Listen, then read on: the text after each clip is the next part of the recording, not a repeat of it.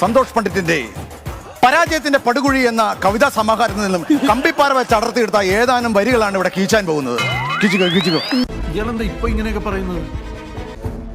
I fear it's the beginning of something.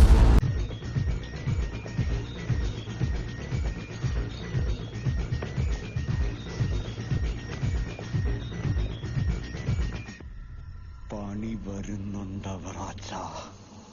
പെണ്ണു കെട്ടിക്കഴിഞ്ഞ ജീവിതം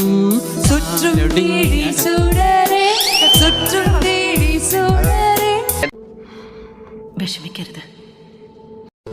ഇൻസൾട്ടാണ് മുരളി ഈ ലോകത്തിലെ ഏറ്റവും വലിയ ഇൻവെസ്റ്റ്മെന്റ്. ഏത് തോറ്റവനെയും ജയിപ്പിക്കുന്ന ട്യൂഷൻ.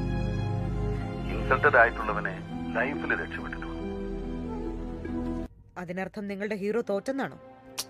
തോറ്റുപോയി. ഇപ്പൊ നിങ്ങളുടെ ഹീറോ എന്ത് ചെയ്യുന്നു? Will he give up?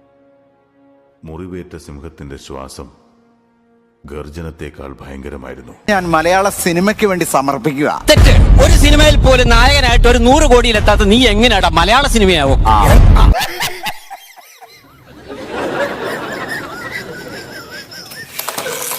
നീ മിമിക്രിക്കാർക്ക് വേണ്ടി സമർപ്പിക്കേ.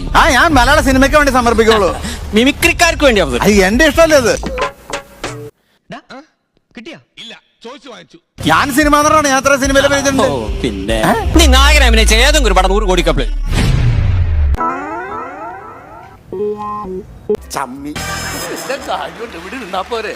നീ നായകനെ അഭിനയിച്ച ഏതെങ്കിലും ഒരു പടം 100 കോടി കപ്പിൾ?